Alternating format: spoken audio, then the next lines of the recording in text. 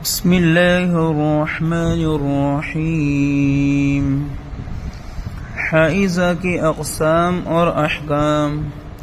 حائضہ کی دو قسمیں ہیں۔ نمبر 1، حائضہ مبتدئہ، جسے زندگی میں پہلی بار حیض آئے، اگر وہ خون 10 دن سے کم ہو تو سب حیض ہے، اگر 10 دن ہو تو بھی حیض ہے، اور اگر 10 دن سے بڑھ گیا تو 10 دن حیض ہوگا، اور جو 10 دنوں سے بڑھ گیا وہ استحاضہ ہے۔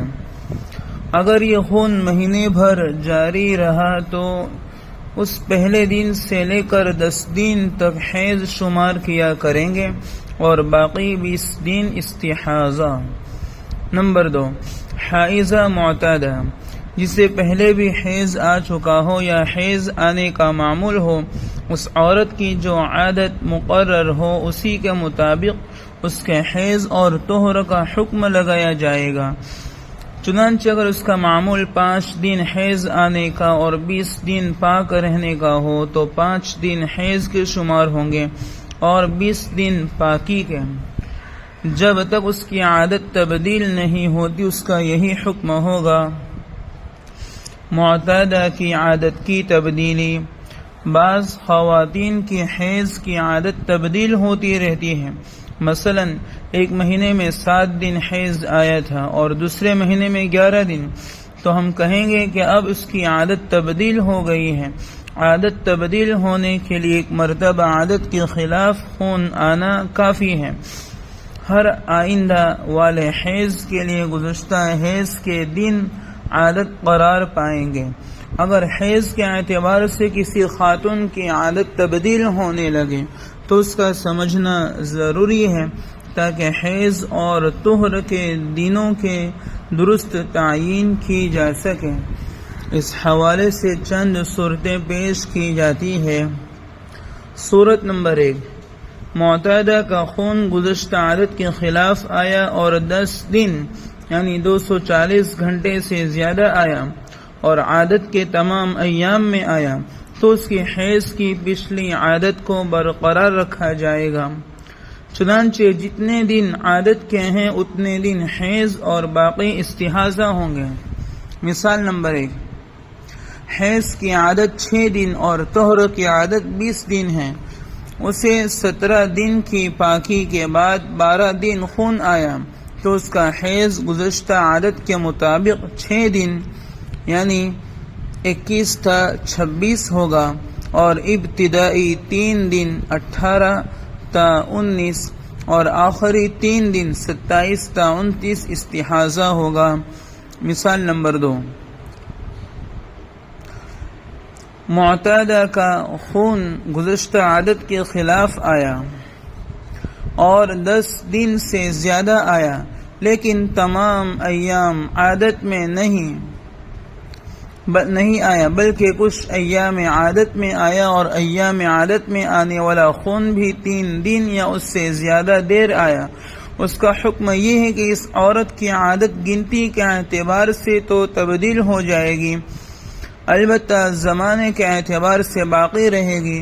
چنانچہ جو خون پچھلے ایام عادت کے مطابق آئے گا وہ حیض اور باقی استحاضہ ہے۔ مثال، حیض کی عادت 6 دن اور طہر کی عادت 17 دن ہے۔ اسے 18 دن کی پاکی کے بعد 11 دن خون آیا تو اس کا حیض 5 دن 19 تا 23 ہوگا اور باقی 6 دن استحاضہ ہوگا۔ اب ہم یوں سمجھیں گے کہ اس عورت کی آئندہ عادت 5 دن حیض اور 18 دن پاکی کی ہے۔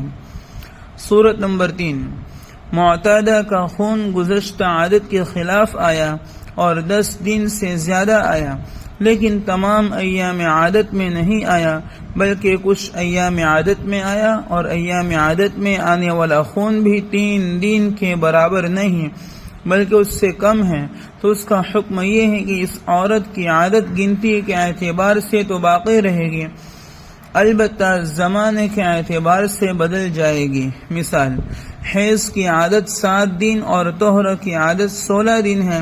اسے 21 دن کی پاکی کے بعد 11 دن خون آیا، تو اس صورت میں ابتدائی 7 دن 22 تا 28 حیض ہوگا اور باقی 4 دن استحاضہ ہوگا۔ اب ہم یوں سمجھیں گے کہ اس عورت کی آئندہ عادت گنتی کے اعتبار سے تو باقی ہے، البتہ زمانے کے اعتبار سے بدل گئی ہے۔ صورت نمبر 4، معتادہ کا خون گزشتہ عادت کے خلاف آیا اور 10 دن سے زیادہ آیا، لیکن یہ خون ایام عادت میں سے کسی دن میں نہیں آیا بلکہ باقی دنوں میں آیا، تو اس کا حکم یہ ہے کہ اس عورت کی عادت گنتی کے اعتبار سے تو باقی رہے گی، البتہ زمانے کے اعتبار سے بدل جائے گی۔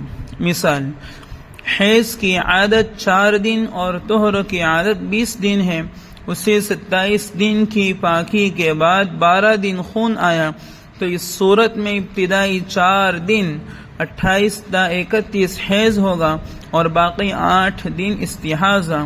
اس عورت کی آئندہ کے لیے عادت فقط زمانے کے اعتبار سے بدل گئی ہے۔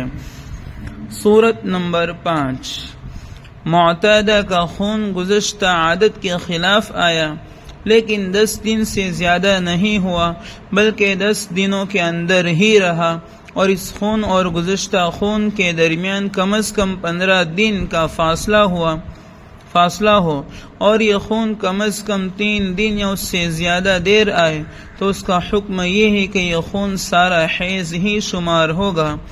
مثال نمبر 1، حیض کی عادت 4 دن اور طہر کی عادت 20 دن ہے، اسے 16 دن کی پاکی کے بعد 3 دن خون آیا، تو یہ حیض ہی ہے۔